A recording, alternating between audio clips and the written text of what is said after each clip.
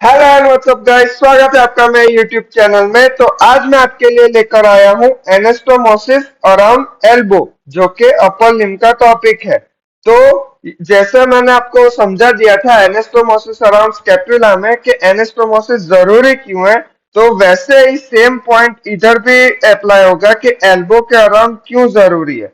क्योंकि अगर brachial artery या फिर दूसरी कोई आर्टरी में ब्लॉकेजेस आ जाए तो फिर से कंटिन्यूएशन ऑफ सर्कुलेशन के लिए एनास्टोमोसिस जरूरी है।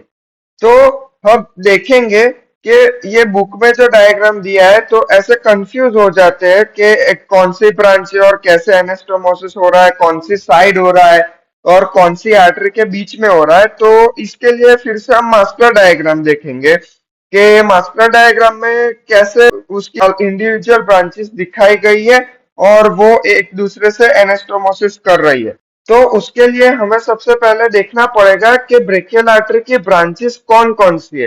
तो अगर आपने ब्रेकियल आर्टरी वाला वीडियो नहीं देखा तो आप उसे देखिए पहले, तो आपको ब्रांचेस के बारे में अच्छा खासा आइडिया आ जाएगा। तो शुरू करते हैं एनास्टोमोसिस अराउंड एल्बो।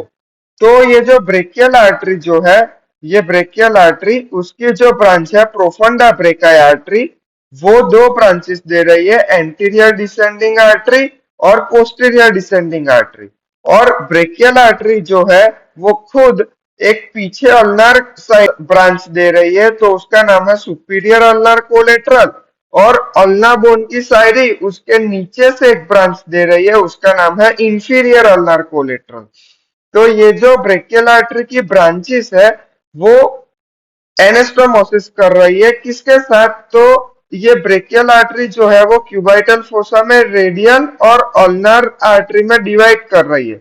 तो उसकी फर्दर ऑन रिकरेंट ब्रांचेस, जो भी आर्टरी की ब्रांचेस नीचे से ऊपर मतलब के पीछे की ओर जाए वो होती है रिकरेंट ब्रांचेस। जो आर्टरी की ब्रांचेस ऐसे पीछे जाए तो उसे कहते हैं रिकरेंट ब्रांचेस। तो वैसे ही ये अल्नार की जो है वो दो रिकरेंट ब्रांचेस है, एक एंटीरियर अल्नार रिकरेंट और एक पोस्टीरियर अल्नार रिकरेंट और एक रेडियल रिकरेंट आर्टरी।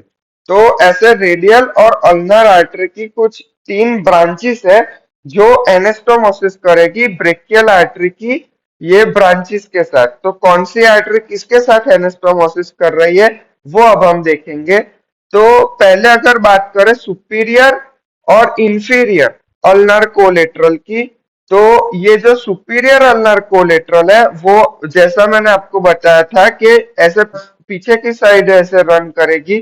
तो ये जो पीछे की साइड रन कर रही है, इसीलिए ये जो अल्नर आर्टरी है उसकी पोस्टीरियर रिकरेंट ब्रांच उसके साथ एनास्टोमोसिस में पार्ट लेगी।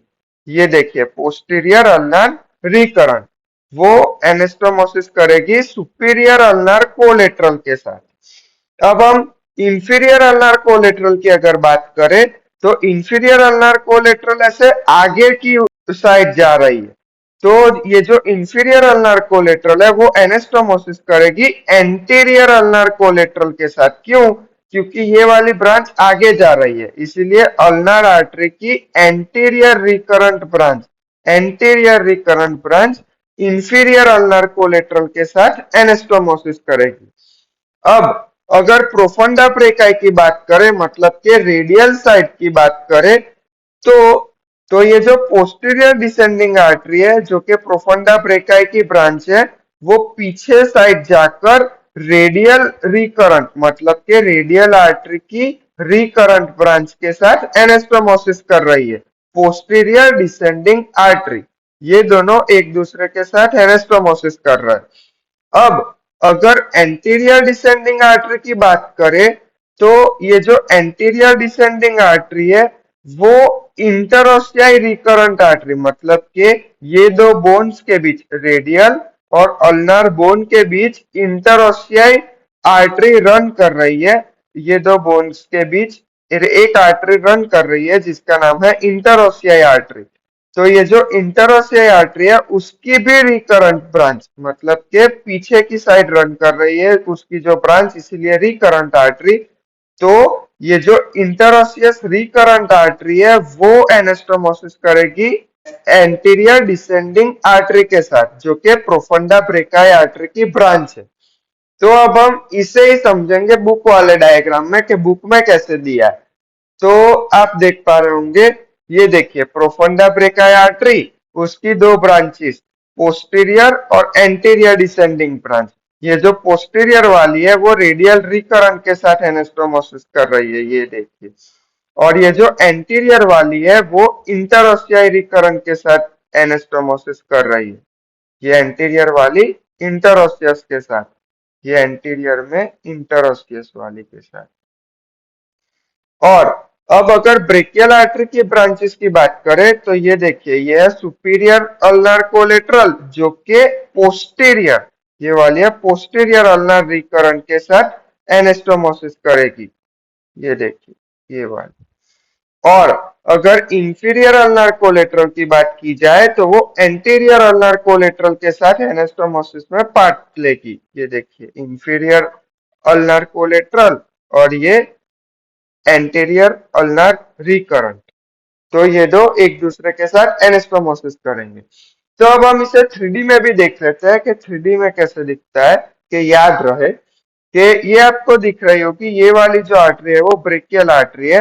तो ब्रेकियल आर्टरी की ये जो पीछे वाली ब्रांच है वो है प्रोफंडा ब्रेकाई आर्टरी। तो प्रोफंडा ब्रेकाई आर्टरी की ये वाली जो ब्रांच है वो एंटीरियर डिसेंडिंग आर्टरी, और ये वाली पीछे वाली पोस्टीरियर डिसेंडिंग आर्टरी।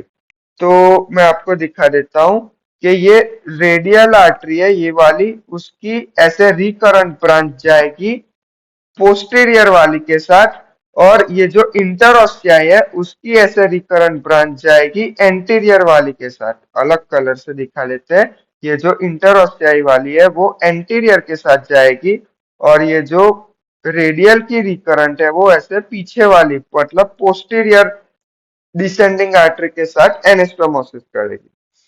अब अगर ब्रेकियल आर्टरी की बात की जाए तो ये आपको दिख रहा होगा, ये देखिए कि ये वाली जो है वो सुपीरियर अल्नर कोलेटरल है, सुपीरियर अल्नर कोलेटरल, जो कि पीछे की साइड रन कर रही है, इसीलिए पोस्टीरियर अल्नर रिकरंट के साथ एनास्टोमोसिस में पार्ट लेगी। ये देखिए, ये सुपीरियर अल्नर कोलेटरल जो कि पोस्टीरियर अल्नर रिकरंट के साथ एनास्टोमोसिस में पार्ट लेगी। अब ये जो दूसरी है इंफीरियर अल्नर कोलेटरल, ये देखिए ऐसे आगे की टूवर्ड्स रन कर रही है, आगे की साइड, इसीलिए वो एंटीरियर अल्नर रिकरेंट ब्रांच, जो कि अल्नर आर्टरी की रिकरेंट ब्रांच है, उसके साथ एनास्टोमोसिस करेगी। तो हमने कौन कौन सी आर्टरी किसके साथ एनास्टोमोसिस कर रही है और कंट्रीब्यूशन कर रही है एल्बो के एनास्टोमोसिस में, ये भी देख लिया, मास्टर डायग्राम भी समझ लिया और 3D में भी देख लिया। तो आज के वीडियो के लिए बस इतना ही। अगर वीडियो पसंद आए तो लाइक शेयर एंड सब्सक्राइब। मिलते हैं नेक्स्ट वीडियो।